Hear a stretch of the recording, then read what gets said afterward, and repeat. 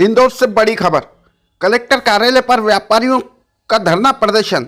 दरअसल मामला सांवेर रोड के नरवल क्षेत्र का बताया जा रहा है।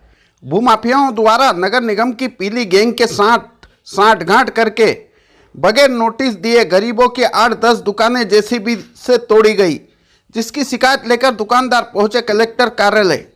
व्यापारियों ने बताया है कि ईश्वर जोशी, लखन जोशी ने नगर निगम की सांठगांठ से हम लोगों को बेरोजगार कर दिया। यदि कोई दुकानदार विरोध करता है तो ईश्वर जोशी के गुंडे जान से मारने की धमकी देते हैं। Bureau report, CK news, Indore.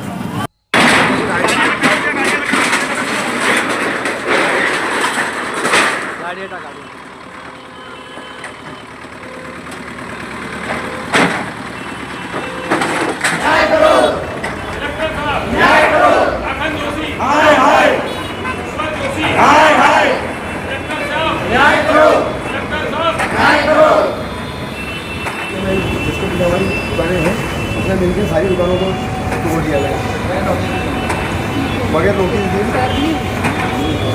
Sir 8-10 दुकानें टूटी, बच्चे भी ऑर्डर नहीं, वहाँ कुछ भी हमारी 8 दुकानें टूटी। बच्चे में डर भी दुकान के भारी कर वही पोजीशन में है। सर हमारे 8 दुकानें टूटी,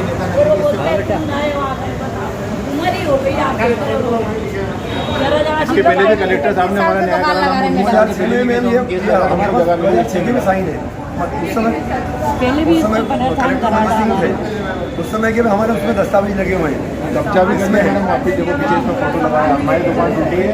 उसके पश्चात क्या मामला है भैया? सांवेर रोड पर हम नरवल चौराहे पर हमारी किराने की दुकानें हैं, चप्पलों की दुकानें हैं, मिर्ची मसालों की दुकानें हैं।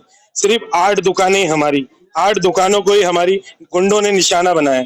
नगर निगम को प्रार्थी बनाकर, प्रशासन को प्रार्थी बनाकर और हमारी दुकानें तोड़ दी गई बिना सूचना के, बिना सूचित किए। न कोई रिमूवल की गैंग द्वारा सूचित कराया गया, न हमको कोई नोटिस दिया गया, न हमको हमारी दुकानों का कुछ बताया गया कि कैसे तोड़ेंगे। सिर्फ आकर सुबह 10 बजे 9 तारीख के दिन सुबह 10 बजे आकर शुक्रवार को ये बताया गया कि आप अपनी फुटपाथ खाली कर लीजिए। हमने अपनी फुटपाथ खाली करके हम लोग अपनी दुकानों के बाहर खड़े थे।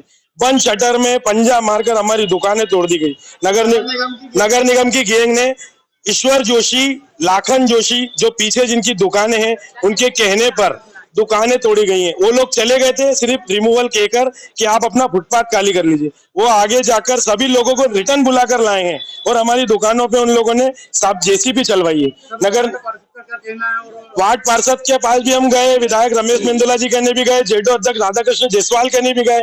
उन राधाकृष्ण विधायक जी ने फोन लगाया था राधाकृष्ण जायसवाल जी को, तो उन्होंने हमको सुबह आश्वासन दिया कि आप घर पर आइए। हम घर पर गए तो उन्होंने कहा मैं 4 बजे आके आप सबकी वापिस दुकानें बनवा दूंगा। 4 बजे जब उनका फोन नहीं आया, वो नहीं आया, तो फिर हमने उनको कॉल किया। वो लोग 6 बजे तक नहीं आए, 7 बजे तक नहीं आए, 8 बजे तक नहीं आए।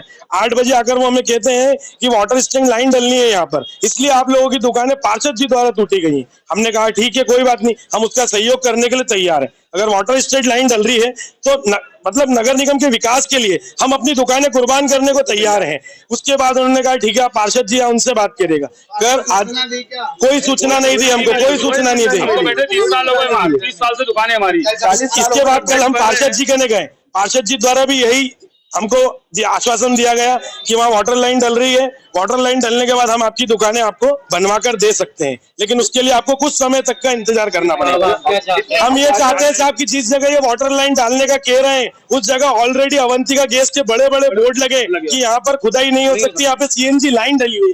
तब आप हमें बताएं कि वहाँ पर कैसे वाटर लाइन डलेगी? वाटर लाइन तो सामने भी डल रही है, रोड पर डल रही है, फिर हमारी दुकानों के अंदर ही क्यों वाटर लाइन डल रही है? आवेदन देना है कलेक्टर कार्यालय में, तो आपको क्या आश्वासन दिया? हमें तो कोई आश्वासन दिया। अभी हमें एक मैडम प्राप्त हुई है, उन्होंने कहा कलेक्टर साहब अभी अवेलेबल नहीं है, और एक अधिकारी भी नहीं है। मैडम ने कहा वो जैसे आएंगे हम आपकी उनको फाइल देंगे, फिर वो क्या आश्वासन देते हैं वो आपको फोन पर बताया जाएगा। कार्रवाई कर रही है, कितने लोग प्रभावित है? सर करीबन यूँ समझ लो कि करीबन 25-50 लोगों का परिवार है ये। हम तो ठीक है, लेकिन हमारे जो वर्कर काम करते हैं, जो सुबह शाम की रोटी कमाकर अपना घर पाल रहे हैं, उनका भी घर नष्ट हो गया है। आज वो लोग हमारे साथ रहते हैं, वो रोड पर आ गए, हम खुद रोड पर आ गए। आज 8 दिन हो गए साहब, हमने 1 रुपए का काम नहीं करा है। सीजन के चक्कर में रहते हुए हमने हमारी दुकानों में भरपेट माल भर के रखा था ताकि हम पूरा महीना व्यापार कर सके, इसलिए नहीं भर के रखा था कि हमें रोड पर ले आए। हम सभी प्रशासन के साथ हैं। हम कह रहे हैं कि अगर विकास लाइन डल रही है तो हम खड़े हैं, आप हमारी दुकान पे खड़े रह के विकास लाइन डलवाइए, हम मना नहीं कर रहे हैं। लेकिन जिस जगह विकास लाइन डली नहीं सकती, जिस जगह वाटर स्टेट लाइन डली नहीं सकती, उस जगह को तोड़ने से क्या प्राप्त है? इसके पहले भी 2006 में ईश्वर जोशी द्वारा ही हमारी दुकानों को क्षतिग्रस्त किया गया था। उस समय मनीष सर यहाँ पर वो थे एडीएम साहब, उन कलेक्टर थे, उन्होंने हमारी सहायता करी थी, हमें हमारी दुकानें वापस दिला के दी थी। आज तक कुछ नहीं हुआ। आज फिर उसने उन साहब को चले जाने के बाद वो प्रशासन से मिलकर हमारी दुकानों को वापिस से क्षतिग्रस्त कराया सर। और वो हमें कह रहे हैं कि तुमने इतने साल कमा लिया, अब हम तुम्हें कमाने नहीं देंगे, अगर तुम इस दुकान पे वापिस बैठोगे तो हम तुम्हें जान से मारने की धमकी दे रहे हैं। हमें परिवार सहित क्षतिग्रस्त करने की परेशानी कर रहे हैं, हमें डरा रहे हैं, हमें धमका रहे हैं। मानसिक रूप से फोन पे धमके, मौखिक रूप से धमकी दी जिस समय रिमूवल चल रही थी। और उस जगह पे अगर नगर निगम कार्रवाई करके गई है तो इन लोगों को अपने गिट्टी डालने का क्या अधिकार है? वो जगह इनकी है क्या? अगर नगर निगम उस जगह पे काम करना चाहती है तो ये लोग क्यों गिट्टी डालकर उस जगह को कब्जा कर रहे हैं? मेरा नाम दीपक कुमार आहूजा।